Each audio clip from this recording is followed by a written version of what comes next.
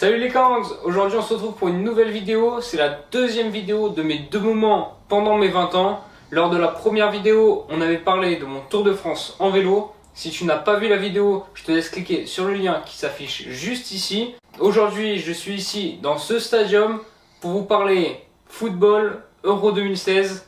Allez, c'est parti. C'était en février 2016. J'ai vu passer un jeu concours sur un réseau social, un jeu concours de la part de Coca-Cola France qui proposait de répondre à 5 questions pour pourquoi pas être porte-drapeau lors de l'Euro 2016 de football qui allait se dérouler quelques mois plus tard. Sur ce jeu concours, il y allait avoir seulement 500 personnes qui allaient tirer au sort et il y avait déjà plus de 2 millions de personnes qui avaient participé au jeu concours. Autant vous dire que le pourcentage de chance de pouvoir gagner sa place était vraiment très faible. Mais comme on dit, qui ne tente rien n'a rien. Et puis un mois plus tard, au mois de mars 2016, je reçois 7 appels. Bonjour Alix, je suis Lucie du service recrutement de Coca-Cola. Je te contacte aujourd'hui, car tu as participé à un jeu concours sur Facebook pour devenir porte-drapeau, lors de la compétition Euro de football 2016. Je t'annonce que tu as été sélectionné, je te laisse me rappeler sous 7 jours si tu es toujours intéressé, sinon ta place sera remise en jeu. Bonne journée. Sur le coup, j'écoute ce message et je n'y crois pas vraiment, je pense que c'est plus une connerie, mais je décide quand même de les rappeler pour pouvoir confirmer ma participation. Et quelques jours plus tard, après notre appel téléphonique, je reçois un dossier par email d'une vingtaine de pages où je devais remplir toutes mes informations, des avis médicaux, le casier judiciaire et les renvoyer au siège de Coca-Cola aux États-Unis. Mais j'avais seulement une dizaine de jours pour pouvoir le renvoyer. J'arrive tant bien que mal à remplir tous les documents et à les renvoyer dans le temps imparti, seulement 3 jours avant la date butoir. Je reçois un message le jour des délais terminés en me disant que mon dossier a bien été reçu au siège de Coca-Cola aux États-Unis. Donc là, gros bouffe de soulagement. Je me dis que enfin c'est bon, ma place elle est faite. J'attendais plus qu'à savoir sur quel match j'allais être mis. Arrive le mois d'avril et je reçois enfin, après la tombée du calendrier officiel de l'Euro 2016, un mail de Coca-Cola m'expliquant mon programme sur la journée et le match auquel j'allais participer. Ce sera le 22 juin, le match Hongrie-Portugal. Je suis vraiment très content parce que le Portugal, c'est là où il y a l'un des meilleurs joueurs du monde, à savoir Cristiano Ronaldo, et j'allais très certainement peut-être pouvoir porter son drapeau durant l'hymne national portugais. Le programme est vraiment intense sur toute une journée puisque le match est à 17h30. Il faut être sur place à Lyon à 7h30 du matin jusqu'à 20h le soir avec tout un programme, rencontre d'une personnalité du football le matin, des répétitions quasiment sur la moitié de la mi-journée pour être prêt enfin pour le match à 17h30. Donc rendez-vous le 22 juin pour savoir ce qui nous attend. Arrive ce fameux 22 juin, une date que j'attendais depuis des mois. Et là je pars assez tôt de chez moi pour pouvoir être à 7h30 sur le lieu du rendez-vous posé par Coca-Cola. On retrouve toute l'équipe de Coca-Cola qui allait s'occuper de nous durant la journée et ainsi que 12 personnes comme moi de 15 à 18 ans qui allons être porte-drapeau sur cette journée. On nous donne des affaires pour la cérémonie d'ouverture, des crampons, des t-shirts, des survêtements, un téléphone parce qu'on n'avait pas le droit d'utiliser notre téléphone dans l'enceinte du stade. On avait aussi une surprise de prévu, c'était un moment avec Sidney Govou, ancien international français de football, avec qui on a pu échanger, jouer au foot. Après cette matinée passée, sur les coups de midi, on prend la direction du stade pour aller faire les répétitions.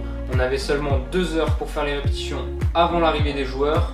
Et ces répétitions étaient vraiment importantes car le match est retransmis dans de nombreux pays.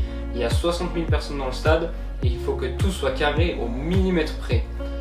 Pour moi qui suis un grand fan de l'Olympique Lyonnais, le stade était tout neuf et j'arrivais dans ce stade, j'avais jamais vu. C'était vraiment unique.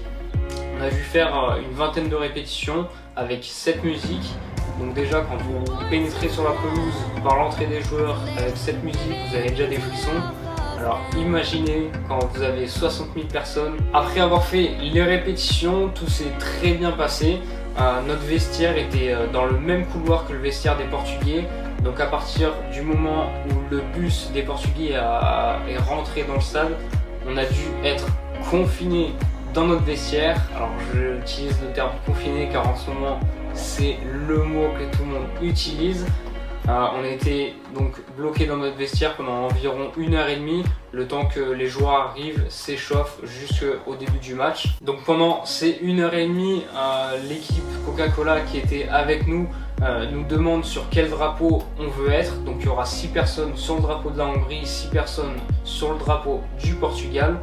À ce moment-là, j'avais qu'une envie, c'est d'être sur le drapeau du Portugal. Côté hongrois, je ne connaissais aucun joueur. Je voulais être juste sur le drapeau du Portugal. Et donc j'ai dit à la dame qui s'occupait de nous trouver, enfin de nous mettre sur un tel ou un tel drapeau. Je lui ai dit que j'avais des origines portugaises et que ça serait vraiment un honneur pour moi d'être le porte-drapeau du Portugal. Chose dit, ça a fonctionné. Elle m'a mis sur le drapeau du Portugal et j'étais vraiment super content. 15 minutes avant qu'on rentre sur le terrain, on a dû aller se placer dans le couloir d'entrée des vestiaires. On nous a briefé assez sévèrement pour nous dire qu'on ne devait pas déranger la tranquillité des joueurs avant le match.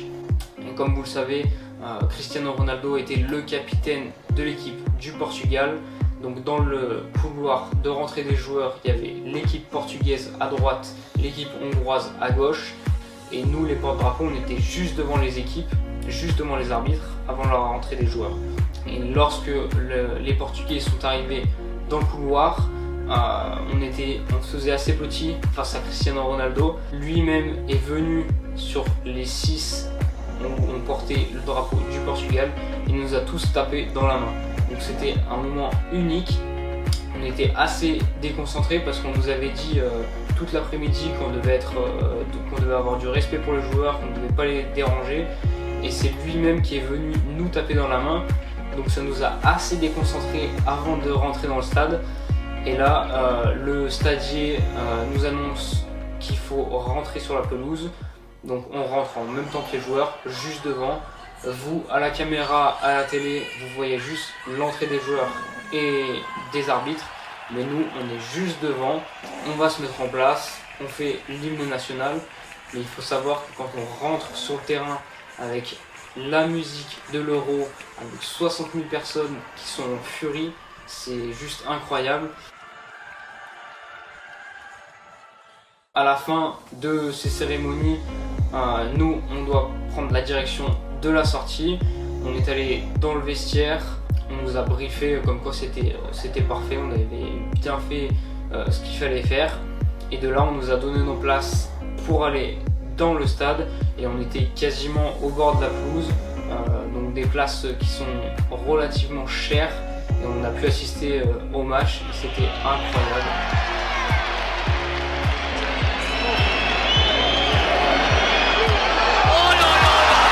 Et puis à la fin du match, on a regagné notre bus qui nous ramenait au point de rencontre où on s'était retrouvés le matin.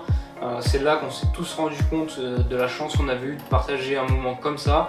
On a seulement été 500, comme je l'ai dit, à être tirés au sort par Coca sur cet événement, sur des millions de demandes. Et franchement, croyez toujours en vous quand vous voyez un jeu concours. Voilà, tentez votre chance. Comme on dit, sur un malentendu, ça peut passer. Sur ce, j'espère que cette vidéo vous aura plu.